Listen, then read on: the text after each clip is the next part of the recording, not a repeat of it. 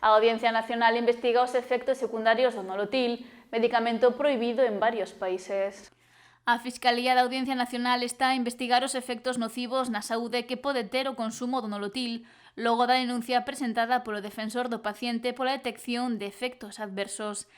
Trátase dun dos fármacos máis vendidos en España e que se soe tomar para combater a dor. Para dolores xa non normales, sino de moderados a altos, e despois tamén ten capacidade antipirética para a fiebre, e entón pois é algo moi empregado en cousas de, mesmo cando imos ao dentista, o típico que nos di, non? O tomarse un nolotil, tomarse tal, para con dolores xa, sí, máis intensos, non agudos e fortes de todo, pero xa bastante serios. O defensor do paciente denunciou os seus efectos secundarios e asegurou que por iso se prohibiu en varios países, aínda que en España é unha cuestión que se está a valorar. Non temos a confirmación oficial, pero bueno, tampouco é nada tan extraño. Son cousas que a veces suceden cas medicacións, moitas veces, a maior parte das veces, evidentemente, por precaución. E despois hai países que fano máis rápido ou máis despacio, tamén dependendo da súa casuística.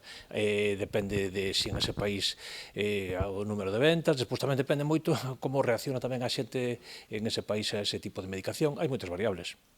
E neste caso xa era algo que había que dispensar con receta.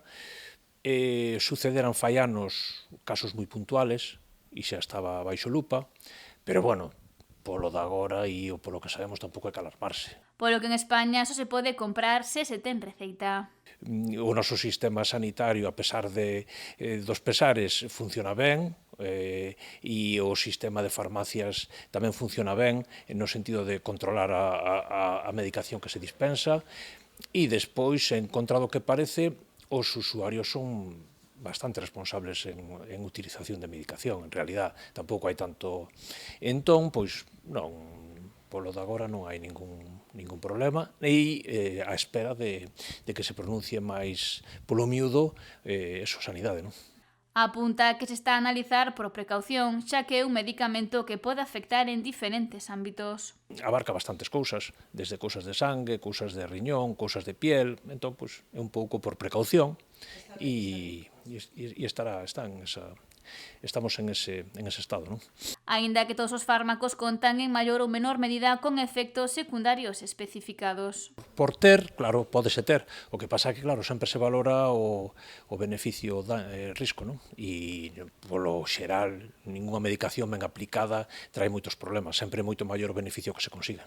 Apunta que tamén sería preciso que se realizara un maior seguimento dos pacientes para coñecer os efectos que teñen os medicamentos. Nos estamos nunha asociación que ainda debería facer máis seguimento destas historias. Moitas veces, nós como usuarios mesmos, como pacientes, vemos que realmente, moitas veces, estuvemos empregando medicación, non hubo moito seguimento do mesmo, ni nada, e entonces nos estamos tratando tamén de que eso, que tampouco tería moita dificultad en principio, o cidadán ao final se vise beneficiado dun maior seguimento de todas as medicacións.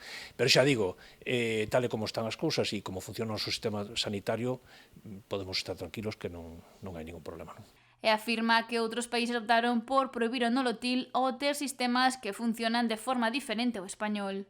Coincide precisamente con eses sistemas que levan moi diferente o tema das medicacións, desde que se poden comprar nos supermercados, desde que se poden. Entón cambia moito. Aquí, no Estado español, as medicacións están moi reguladas e despois hai moito control das mesmas. Aínda que se parezca increíble, e neses países, desde que os antihistamínicos que se compran en supermercados se compran por online, aquí, aínda que non o pareza, hai moito control das medicacións, e despois, insisto, moita responsabilidade por parte da xente. A Axencia Española de Medicamentos e Produtos Sanitarios recomendou aos sanitarios prescribir o fármaco só para tratamentos de curta duración, de 7 días máximo e a dose mínima.